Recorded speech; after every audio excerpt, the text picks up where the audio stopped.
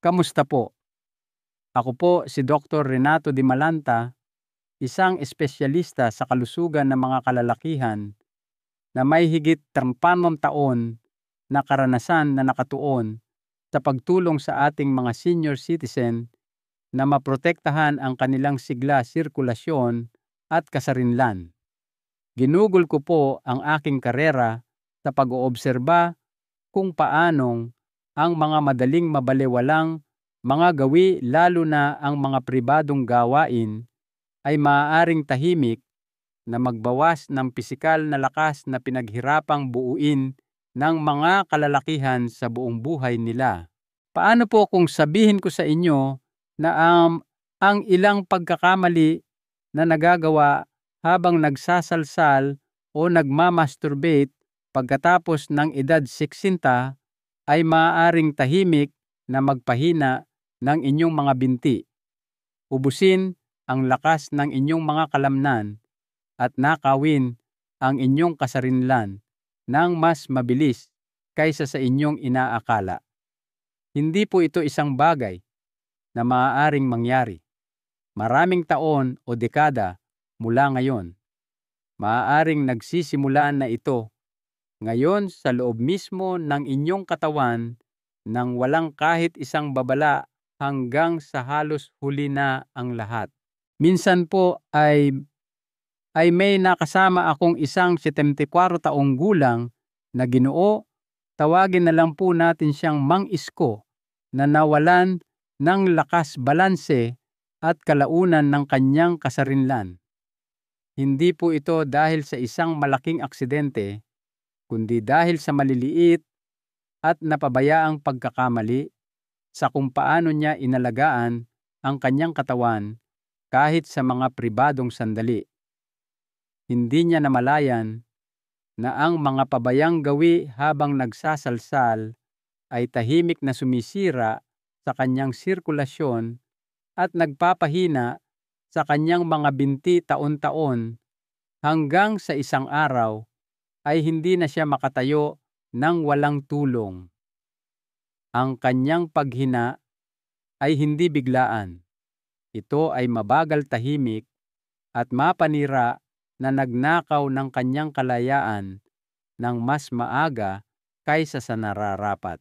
Maaaring iniisip ninyo, paano naman makapagpapahina ng aking mga binti ang isang simpleng bagay?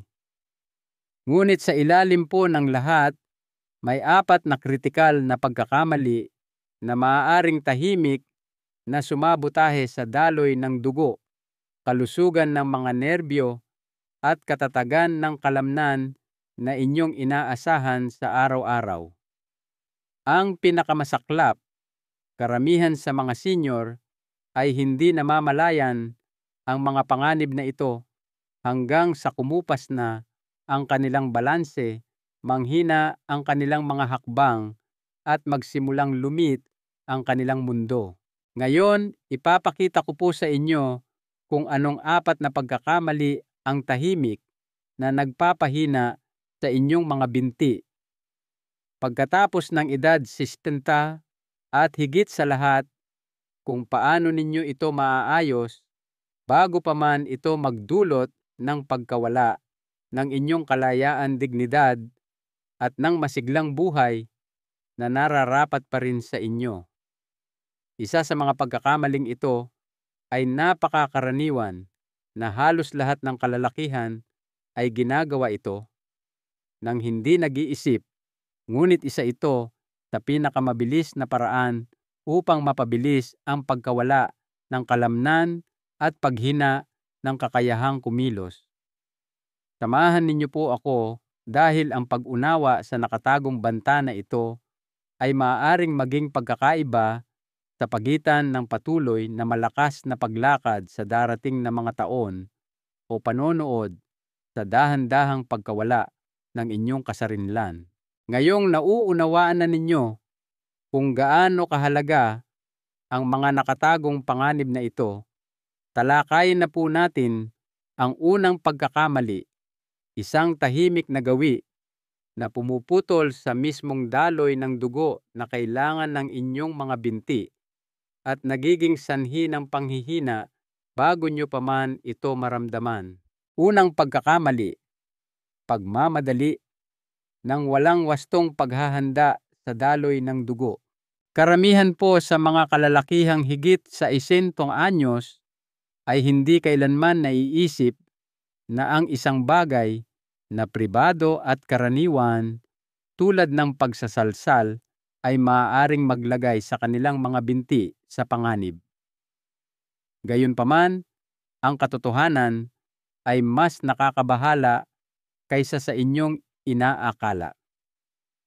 Sa tuwing nagmamadali kayo sa akto nang hindi inihahanda ng maayos ang inyong katawan, tahimik kayong nagsisimula ng isang chain reaction sa loob ng inyong sistema. Isa na nagpapahina sa mga kalamnan na inyong inaasahan sa bawat hakbang, bawat akyat, bawat sandali ng pagtayo ng tuwid. Nakita ko na po ito ng maraming beses sa aking practice mabubuting mga Ginoo. Mga lalaking dating malakas at aktibo na unti-unting nawawalan ng lakas sa kanilang mga binti nang hindi nalalaman ang tunay na sanhi. Sinasabi nilang ito ay dahil lang sa pagtanda o normal na pag-edad. Ngunit hindi lamang po ito edad. Madalas ito ay mahinang sirkulasyon na dulot ng minadali at pabayang mga gawi na pumipigil sa kanilang mga kalamnan na makakuha ng mahalagang dugo at oxygen na kailangan nila upang manatiling malakas. At upo ang pagmamadali sa pagsasalsal ay isa sa mga nakatagong salarin na ito. Kapag kumikilos kayo ng masyadong mabilis nang hindi binibigyan ng oras ang inyong katawan na magising at maghanda, hindi po lubusang bumubukas ang inyong mga daluyan ng dugo. Maaaring tumaas ang tibok ng inyong puso, ngunit ang mahalaga at masustansyang daloy ng dugo na kailangan upang maabot ang inyong ibabang bahagi ng katawan ay nahuhuli. Ang inyong mga binti bilang pinakamalayo sa inyong puso ang unang nagdurusa. Unti-unti, binabawasan ng gawin na ito ang pagiging elastiko ng inyong mga daluyan ng dugo na nagpapahirap para sa inyong mga binti na makatanggap ng mga sustansyang kailangan nila. Sa paglipas ng panahon, ang mga hibla ng kalamnan sa inyong mga hita, binti at paa ay nagsisimulang manghina, bumababa ang koordinasyon at nalalanta ang lakas. Ang nagsisimula bilang bahagyang pagkapagod, pagkatapos tumayo ng matagal ay maaaring mauwi sa nanginginig na mga binti, hindi matatag na balanse at isang mapangwasak na pagkawala ng kasarinlan. Masasabi ko po sa inyo, mula sa karanasan, madalas itong nagsisimula ng napakatahimik. Mapapansin ng isang Ginoo na medyo nahihirapan siyang tumayo mula sa kanyang paboritong upuan. Mapapansin niyang mas madali siyang mapagod sa paglakad papunta sa mailbox. Sasabihin niya sa sarili na hindi ito malaking bagay. Ngunit sa loob nagsisimula na ang pinsala. Ang mga kalamnan ay lumiliit, ang mga nerbyo ay nagkakamali ng signal, ang mga daluyan ng dugo ay kumikitid, at bawat minadali at hindi pinaghandaang sesyon ay nagpapalala sa problema pa isa-isang patong. Hindi po ito para manghiya ng sinuman. Ito ay tungkol sa pag-unawa sa inyong katawan at pagtrato dito ng may paggalang na nararapat, lalo na pagkatapos ng edad 60, kung kailan ang maliliit na pagkakamali ay maaaring magkaroon ng malalaking kahihinatnan. Kung patuloy kayong magmamadali, iniisip na hindi ito mahalaga, malinaw po ang panganib, hihina ang inyong mga binti liliit, ang inyong mga hakbang babagal at magiging mas alanganin. At ang buhay ang maganda at masiglang buhay na nararapat sa inyo ay dahan-dahang liliit sa inyong paligid, limitado ng kung ano ang hindi na kayang gawin ng inyong humihinang katawan. Ngunit narito po ang magandang balita. Maaari ninyong pigilan ang paghinang ito simula ngayon. Ang solusyon ay nakakagulat na simple ngunit napakalakas. Bago kayo makisangkot sa anumang uri ng sexual na aktibidad, bigyan ang inyong katawan ng ilang minuto upang maghanda. Huminga ng malalim, i-relax ang inyong mga kalamnan at hayaan ang inyong sarili na maging ganap na naroroon sa inyong katawan, hindi nagmamadali sa karanasan na para bang ito ay isang abala. Kapag ginawa ninyo ito, hinihikayat ninyo ang inyong mga daluyan ng dugo na natural na bumukas. Pinasisigla ninyo ang mas mahusay na sirkulasyon hindi lamang sa inyong mga pribadong bahagi, kundi pati na rin sa inyong mga binti, balakang at ibabang likod. Pinoprotektahan ninyo ang mismong pundasyon ng inyong kakayahang kumilos. Isipin po ninyo ito na parang pag-warm up bago mag-ehersisyo. Walang atleta ang tatakbo nang hindi muna nag-uunat dahil alam nilang magdudulot ito ng pinsala, panghihina at sakit. Ang inyong pribadong kalusugan ay nararapat sa parehong maingat na atensyon. Kaya sa susunod na makaramdam kayo ng pagnanasa, magdahan-dahan. Huminga. Hayaang ang inyong puso at mga daluyan ng dugo ay dahan-dahang maka-adjust. Damhin ang lakas na bumabalik sa inyong katawan sa halip na manakaw ito nang hindi ninyo namamalayan. Ituring ang gawaing ito hindi bilang isang karera, kundi bilang isang ritual ng paggalang sa sarili, isang maliit na pamumuhunan sa lakas na nagdadala sa inyo sa bawat araw ng inyong buhay. Ang simpleng pagbabagong ito na patuloy na ginagawa ay makakatulong na mapanatili ang mas malakas at matatag na mga binti hanggang sa inyong edad 70 o 80 at higit pa. Makakatulong ito na manatili kayong independente, aktibo at ipinagmamalaki ang katawan na inyong binuo sa buong buhay. At ngayong alam na ninyo ang tahimik na panganib ng pagmamadali, isang hakbang na kayong mas malapit sa pagprotekta sa buhay na nararapat pa ring mabuhay ng lubusan. Ngunit ang pagmamadali ay hindi lamang ang nakatagong pagkakamali na nagnanakaw ng lakas sa inyong mga binti. May isa pa, mas nakakagulat na panganib. Isa na masakit na pumipiga sa mga nerbyo at daluyan ng dugo nang hindi ninyo namamalayan. Kung sa tingin ninyo ay ligtas na kayo sa pamamagitan lamang ng pagbagal, gugustuhin ninyong marinig ang susunod dahil ang susunod na pagkakamali ay maaaring tahimik na pumipinsala sa inyong mga binti sa ibang paraan na mas mapanganib pa. Ikalawang pagkakamali, paggamit ng sobrang presyon o hindi komportableng posisyon. Ito po ay isang bagay na hindi pinag-iisipan ng karamihan sa mga kalalakihan. Tutal ito ay isang pribadong gawain, isang bagay na ginagawa ng mag-isa sa mga sandaling walang nakatingin. Gayunpaman sa ilalim ng mga tahimik na sandaling ito ay isang seryosong pagkakamali.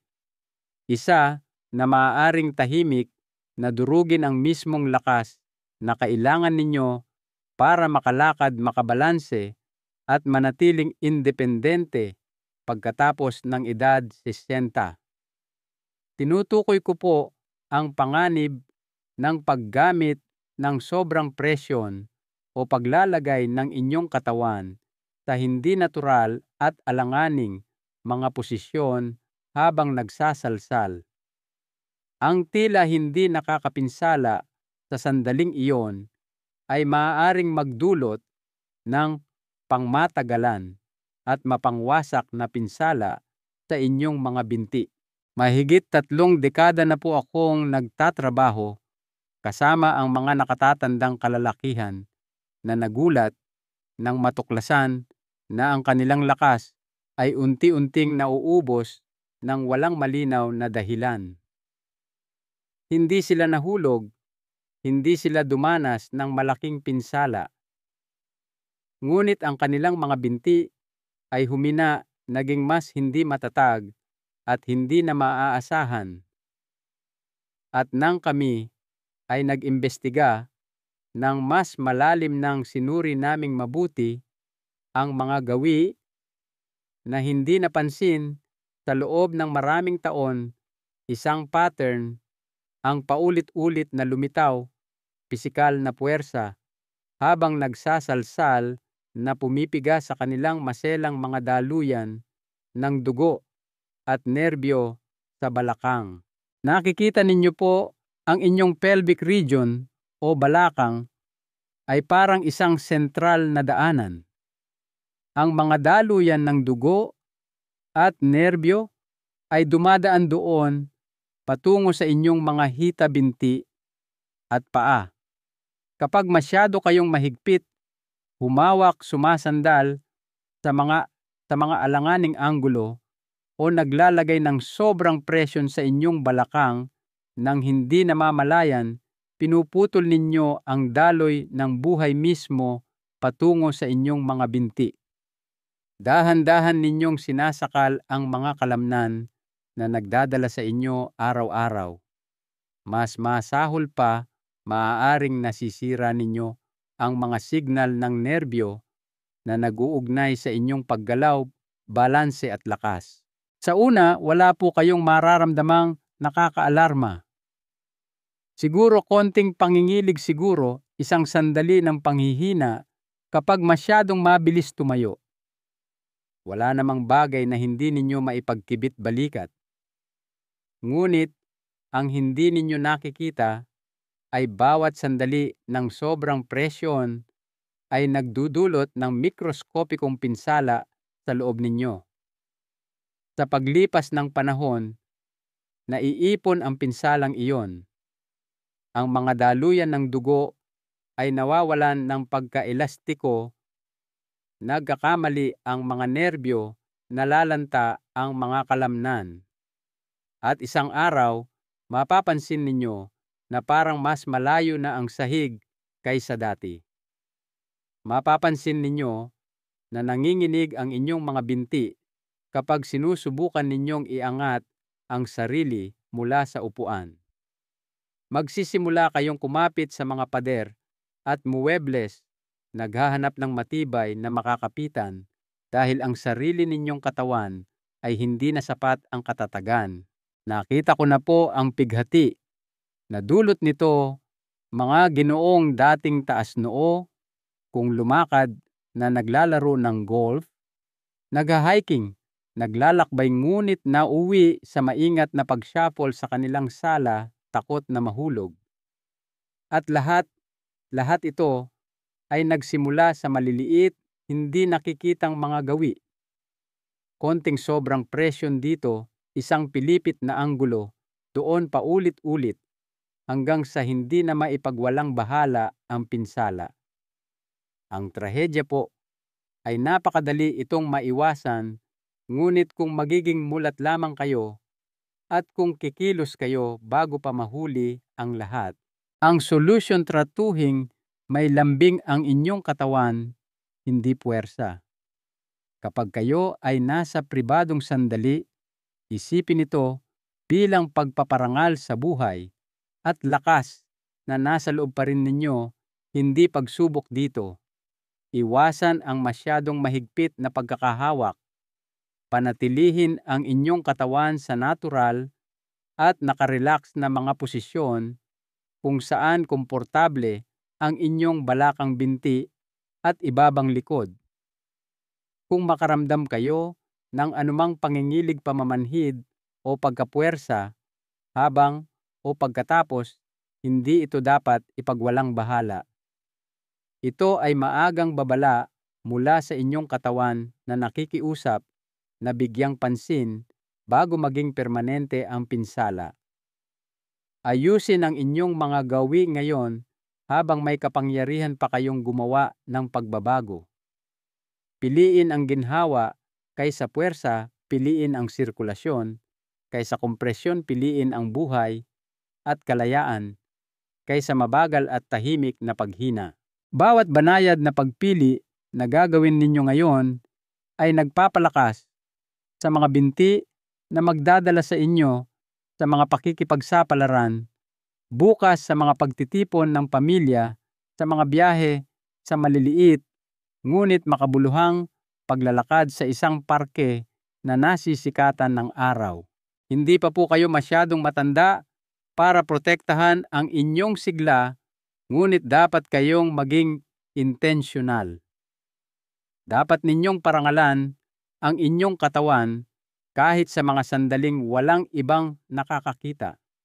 At kung gagawin ninyo to, gagantimpalaan kayo ng higit pa sa mas malalakas na binti.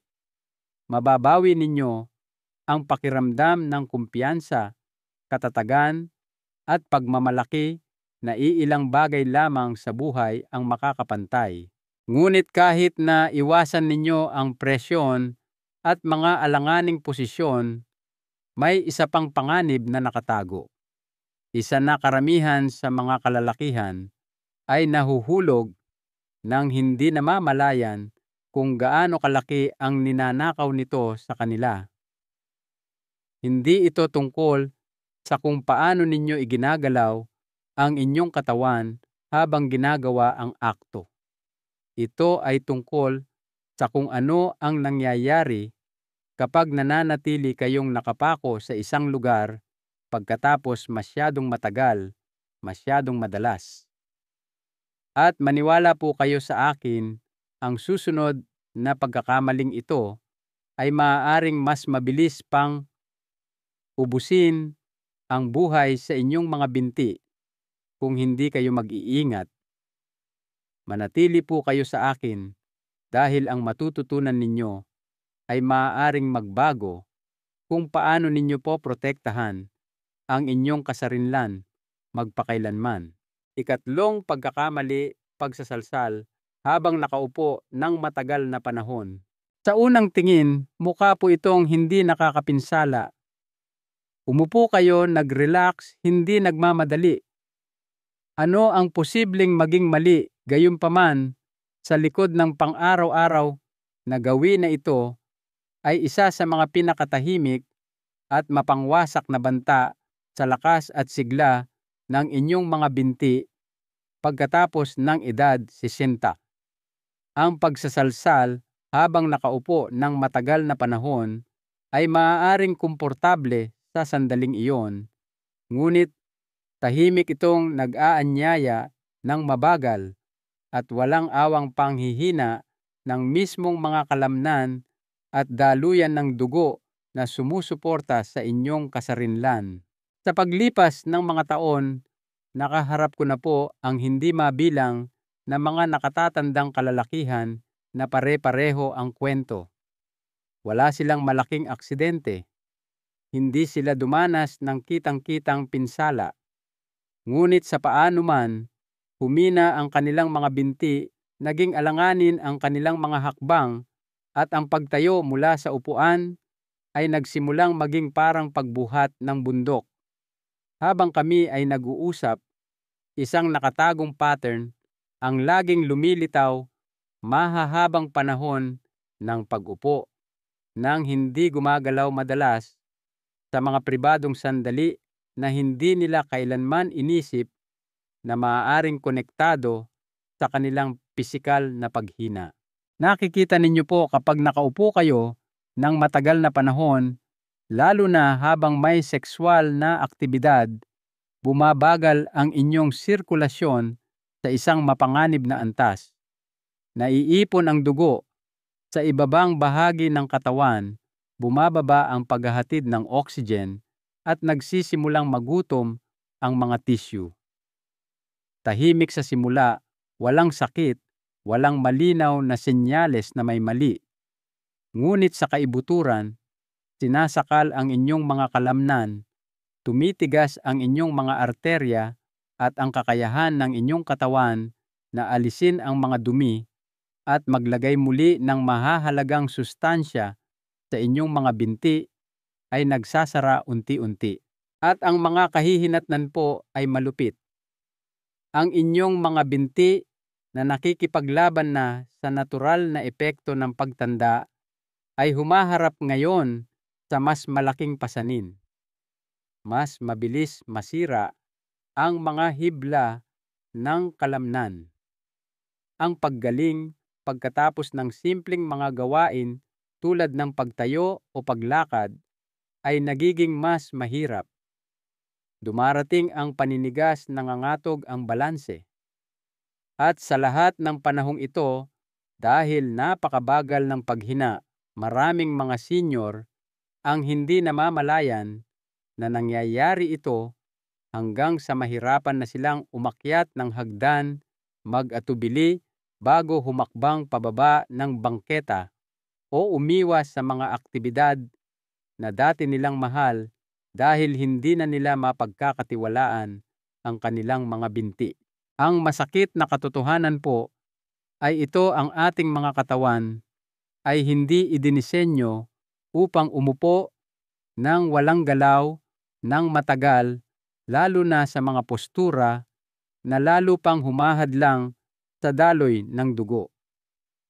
Para sa mga senior, bawat dagdag na minuto ng matagal na pag-upo ng walang paggalaw ay nagpapatong sa pinsala, tulad ng mabagal na tulo na kalaunan ay sumisira kahit sa pinakamatibay na pundasyon.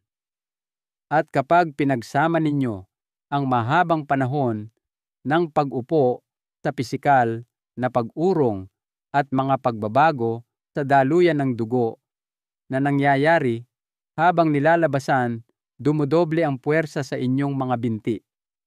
Kailangan ng katawan ng aktibong paggaling pagkatapos ng anumang matinding aktibidad kahit na pribado.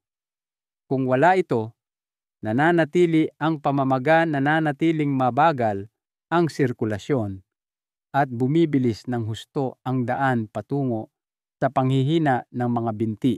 Ngunit narito po ang pag-asa, hindi kayo walang kapangyarihan laban sa nakatagong kaaway na ito.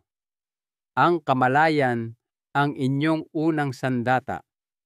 Kapag nakilala ninyo ang panganib,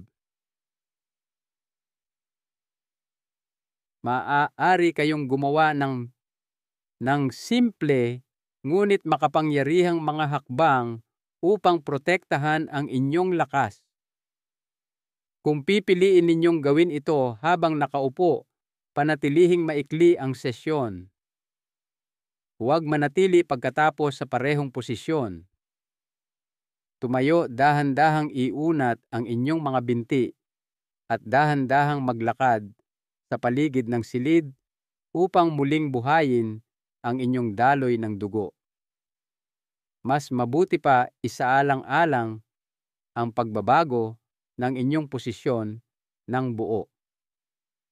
Humiga sa isang paraang sumusuporta na nagpapahintulot sa mas mahusay na sirkulasyon o kahit pumili ng isang bahagyang nakahilig na postura na nagpapanatiling bukas at malaya ang inyong mga balakang at binti.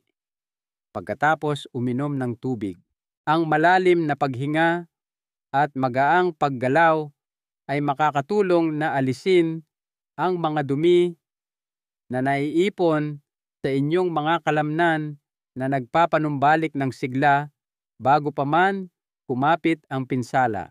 Hindi po ito malalaki at mahihirap na pagbabago. Ito ay maliliit na gawa ng paggalang sa isang katawan na tapat na naglingkod sa inyo sa loob ng mga dekada. Ito ay mga pagpili na nagsasabing pinararangalan ko ang aking buhay, ang aking kalayaan, ang aking kakayahang tumayo ng tuwid at lumakad ng may pagmamalaki. Maaaring hindi ninyo makita ang mga epekto bukas o sa susunod na linggo, ngunit sa paglipas ng mga buwan at taon, ang mga simpleng gawin na ito ay maaaring mga hulugan ng pagkakaiba sa pagitan ng pamumuhay na may malakas at independenteng mga binti o pagharap sa mabagal at masakit na pagsuko ng kakayahang kumilos at dignidad na nararapat ninyong protektahan. Dahil kahit walang ibang nakatingin, bawat pagpili na gagawin ninyo para sa inyong katawan ay isang pahayag tungkol sa inyong hinaharap. Piliin ang lakas. Piliin ang sirkulasyon. Piliin ang maliliit na paggalaw na nagpapanatiling buhay sa malalaking paggalaw ng buhay. Ngunit kahit na mamaster ninyo ang gawin na ito, iwasan ang matagal na pag-upo at itaguyod ang sirkulasyon, mayroon pa ring isang nakatagong bitag na karamihan sa mga senior ay nahuhulog pagkatapos ng intimacy. Ito ay isang pagkakamali na napakasapil na marami ang hindi namamalayan na ginagawa nila ito, ngunit maaari nitong tahimik na iwanang namamaga ang kanilang mga kalamnan, pagod ang kanilang mga binti at ubos ang kanilang enerhiya matagal pagkatapos ng sandaling iyon. Manatili po kayo sa akin dahil ang pag-unawa sa huling pagkakamaling ito ay maaaring maging susi sa pagpapanatili ng inyong lakas sa maraming darating na taon. Ika-4 na pagkakamali, pagbalewala sa pagpapagaling.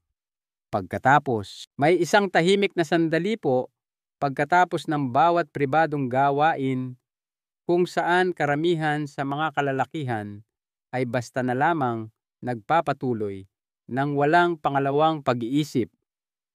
Sila ay natatapos umuupo, muli siguro kukuha ng inumin o bubuksan ang telebisyon sa paniniwalang tapos na ang trabaho.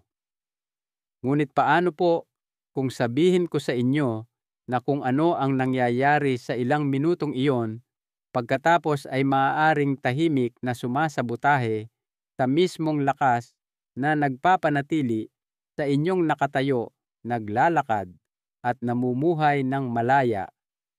Ang pagbalewala sa pagpapagaling pagkatapos ng pagsasalsal ay isa sa mga pinakaminamaliit na panganib para sa mga senior at maaari itong tahimik ngunit makapangyarihang magpahina ng inyong mga binti sa paglipas ng panahon.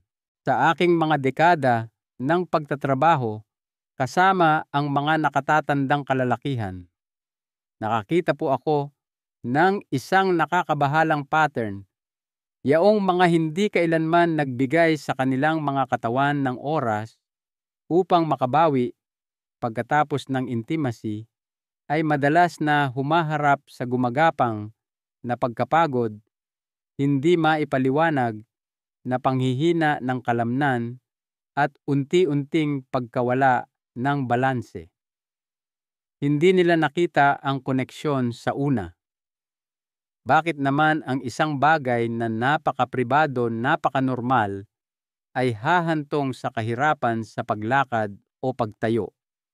Ngunit walang pakialam ang katawan kung napapansin ninyo ito o hindi. Sa biolohikal na paraan, pareho itong tumutugon sa bawat pagkakataon. Nakikita ninyo po ang climax o paglabas ay hindi maliit na kaganapan para sa katawan. Nagdudulot ito ng mabilis na pagbabago tumataas ang tibok ng inyong puso, mabilis na lumalawak at umuurong ang inyong mga daluyan ng dugo, naninikip at nagre-relax ang inyong mga kalamnan, at isang bugso ng mga biochemical waste product ang bumabaha sa inyong mga tissue. Noong kabataan ninyo, madaling nahahawakan ng inyong katawan ang mga pagbabagong ito. Automatiko ang paggaling.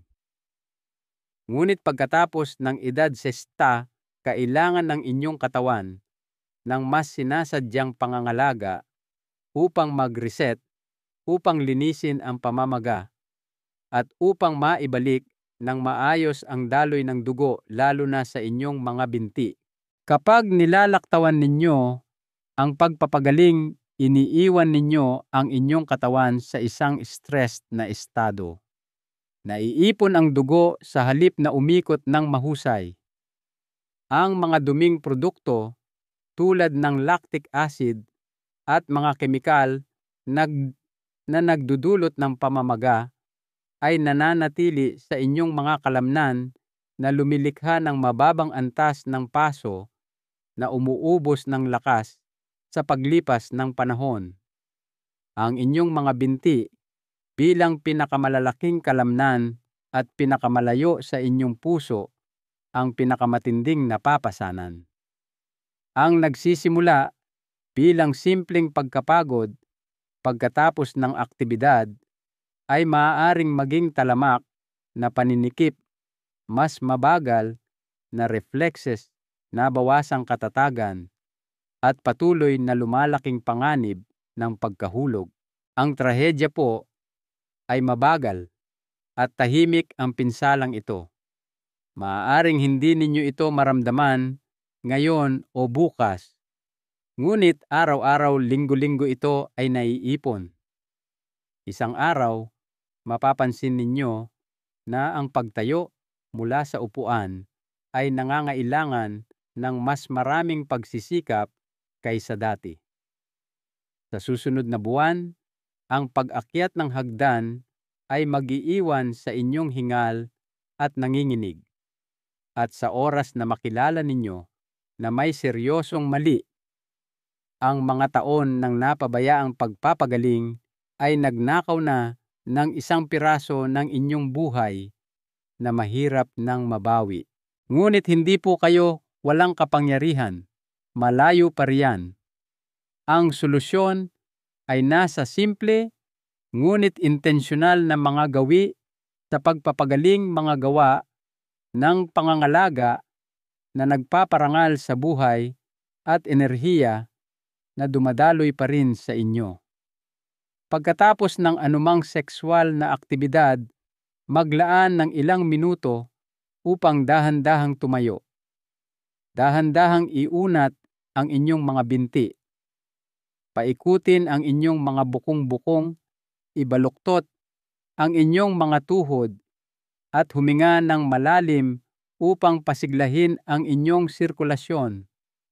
Humigop ng tubig upang matulungan ang inyong katawan na alisin ang mga kemikal na byproduct na inilabas habang nilalabasan. Igalaw ang inyong katawan kahit ilang minuto lamang upang magsenyas na oras na para magkumpuni, magpanibago, magpanumbalik. Ang maliliit na kilos na ito ay maaaring gumawa ng malaking pagkakaiba.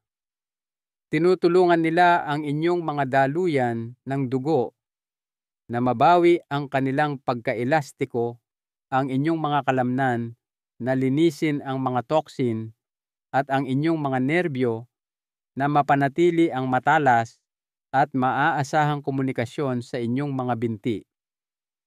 Sa paglipas ng panahon, pinapanatili nila ang lakas na kailangan ninyo hindi lamang para makalakad, kundi para mamuhay ng lubusan. Sumayaw sa mga kasalan ng pamilya, maglakbay ng walang takot, maghardin, tumawa, tumayo ng tuwid sa lahat ng kahulugan ng salita. Nais ko po kayong marinig ng malinaw, ang inyong mga pribadong sandali ay hindi ang kaaway. Ang panganib ay nasa kung ano ang inyong napapabayaang gawin pagkatapos. Ang pagbalewala sa pagpapagaling ay tulad ng pagtakbo ng marathon at pagkatapos ay biglang hihinto ng hindi nagko-cool down. Ang pinsala ay hindi agad-agad, ngunit ito ay hindi maiiwasan maliban kung kayo ay mamagitan. Piliin ang pagpapagaling. Piliin ang paggalaw. Piliin ang hydration at paghinga. Tratuhin ang inyong katawan bilang ang kahanga-hanga at matatag na istruktura nito. Isa na sa pamamagitan ng pangangalaga ay maaaring magdala sa inyo pasulong ng may lakas at pagmamalaki sa maraming darating na taon. Dahil ang pagprotekta sa inyong mga binti ay hindi tungkol sa pagsuko ng kagalakan. Ito ay tungkol sa pagkakaroon ng sapat na talino upang pangalagaan ang kalayaan na pinahihintulutan ng kagalakang iyon. Ngayong alam na ninyo ang mga nakatagong panganib ng pagmamadali, pagpuwersa, masyadong matagal na pag-upo, at paglaktaw sa pagpapagaling. Maaaring nagtatanong kayo, paano nagsasama-sama ang lahat ng maliliit na pagkakamaling ito sa paglipas ng panahon upang maapektuhan ang inyong buong hinaharap, ang inyong kalusugan, ang inyong kasarinlan, maging ang inyong haba ng buhay. Manatili po kayo sa akin.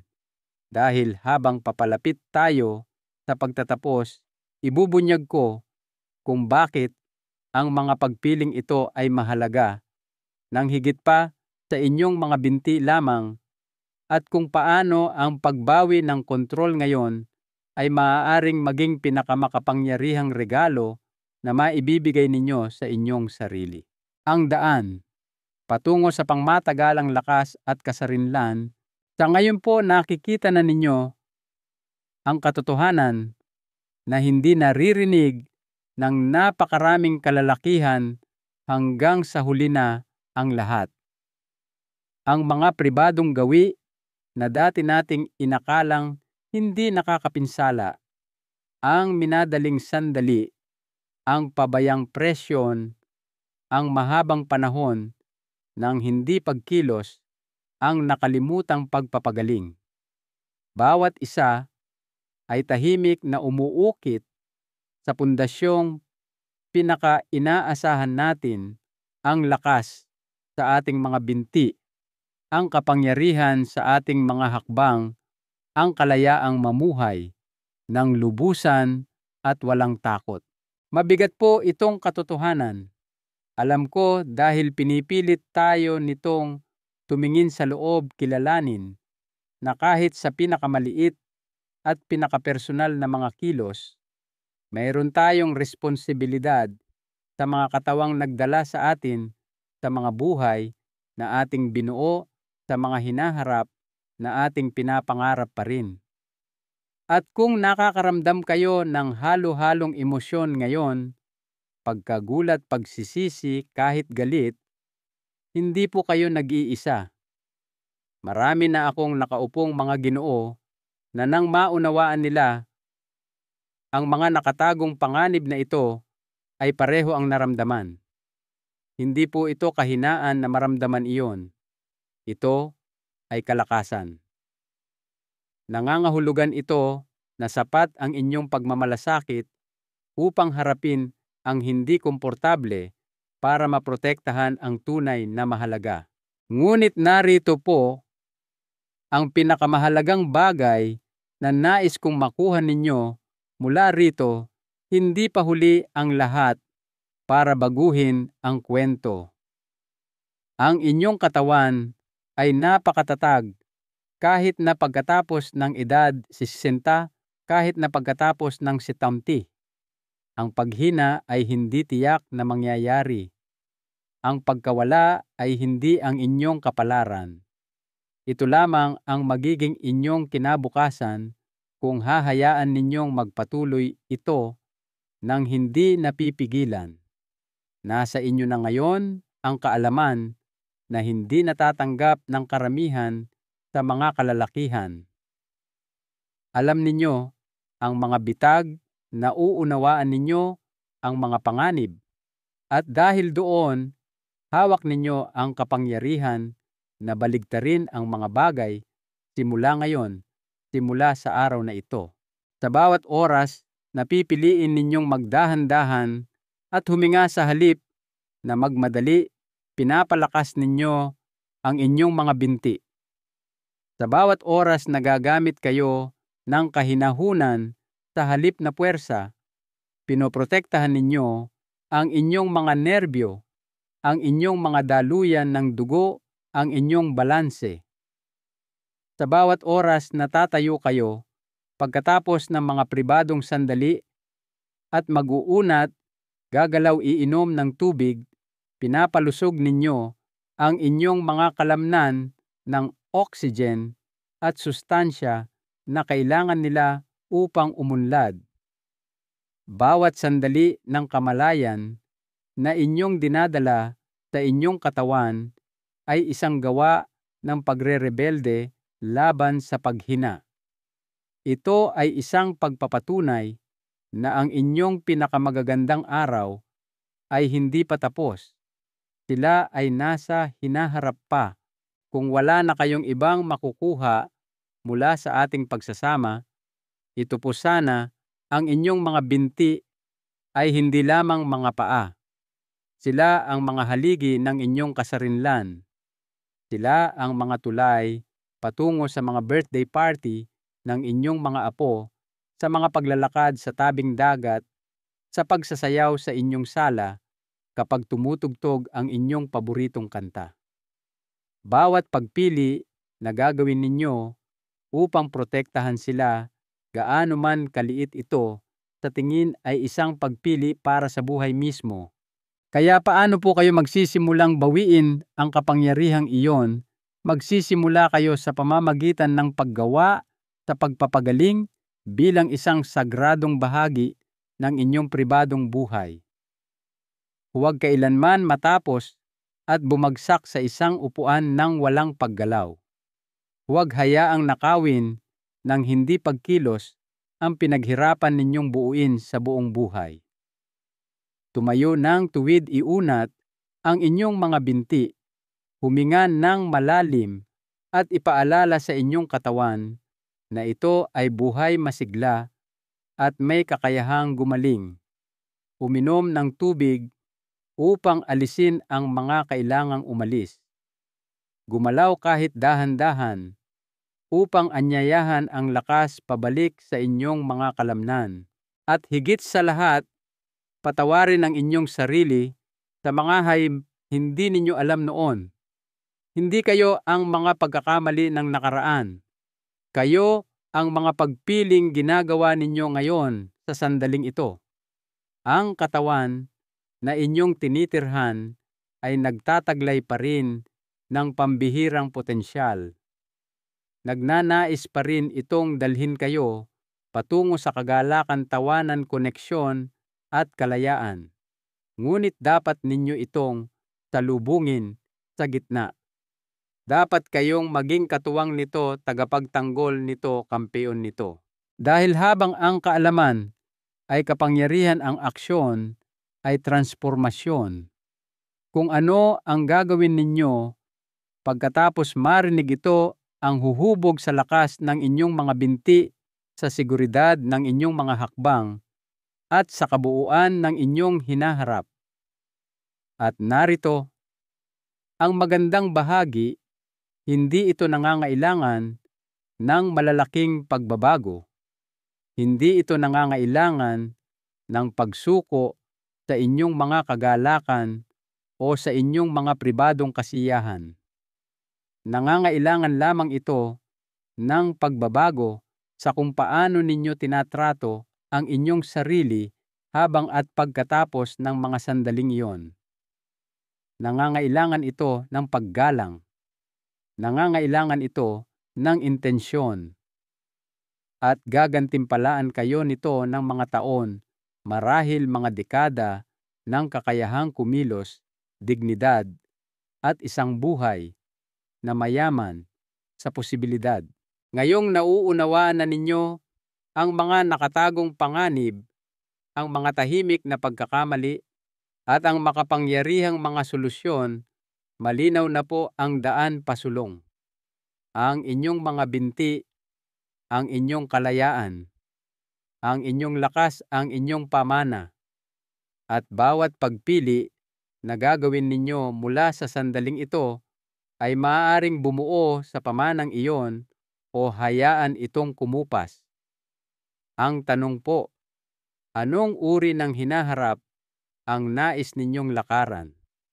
Dahil ang mga susunod na hakbang sa literal na kahulugan ay nasa inyo na. Isang huling aral, ang alingaw-ngaw ng inyong mga pinili.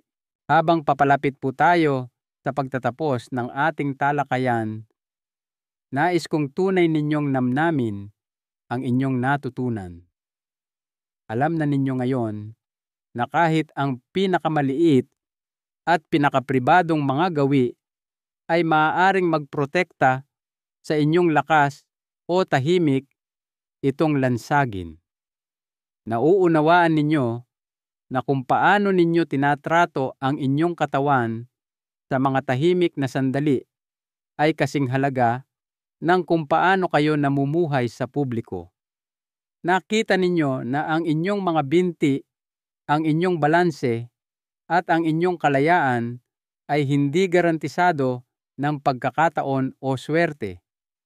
Sila ay binubuo, pinapanatili, at ipinagtatanggol sa pamamagitan ng mga pagpiling ginagawa ninyo araw-araw kahit sa mga bahagi ng buhay na walang ibang nakakakita.